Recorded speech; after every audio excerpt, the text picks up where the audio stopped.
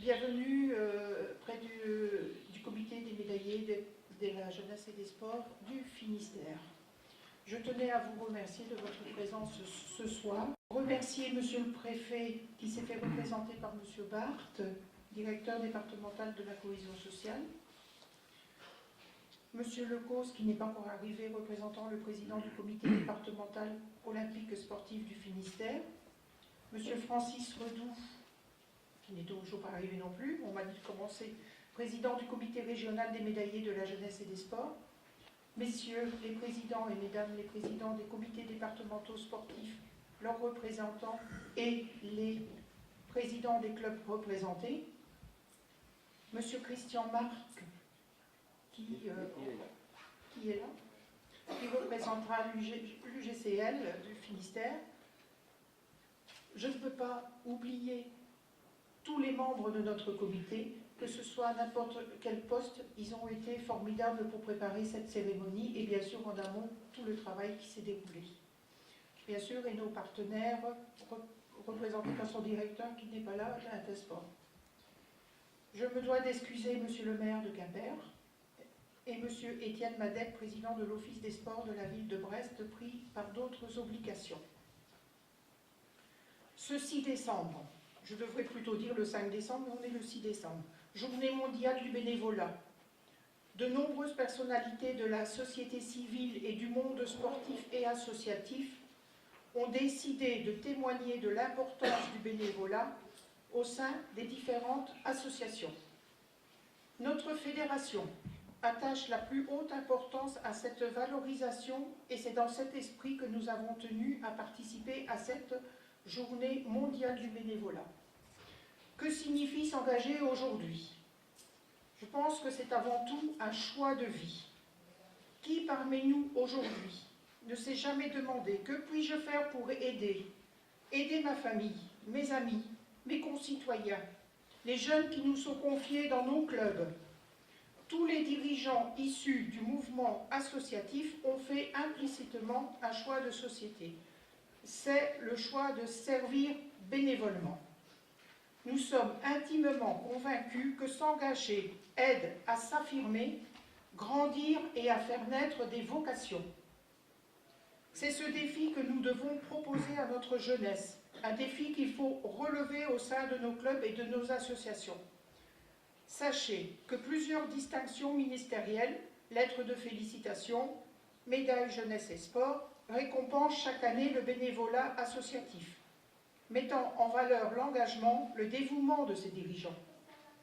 Par ailleurs, la Fédération des médaillés de la jeunesse et des sports participe aux grandes actions de notre société telles que la lutte contre la violence et les incivilités, la lutte contre les déviances, la valorisation du respect, particulièrement celui de l'arbitre.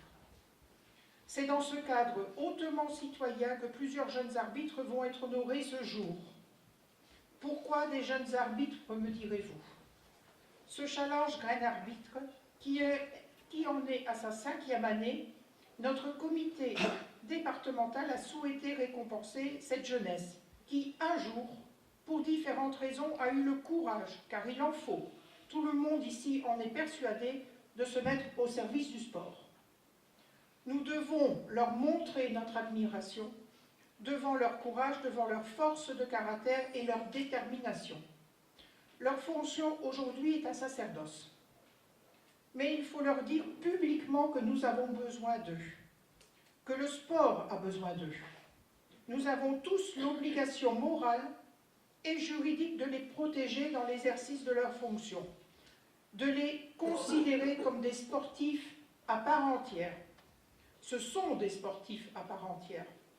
Ce ne sont pas des sportifs particuliers. Ce sont des éléments incontournables et essentiels de toute activité sportive. Notre reconnaissance et nos encouragements les accompagnent, dans une voie pas toujours facile, mais combien passionnante.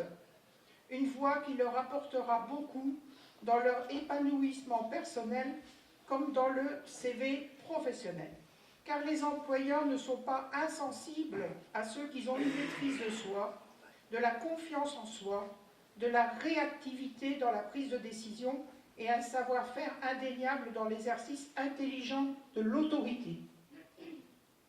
Nous avons tenu également à associer les clubs formateurs. Pourquoi le direz-vous?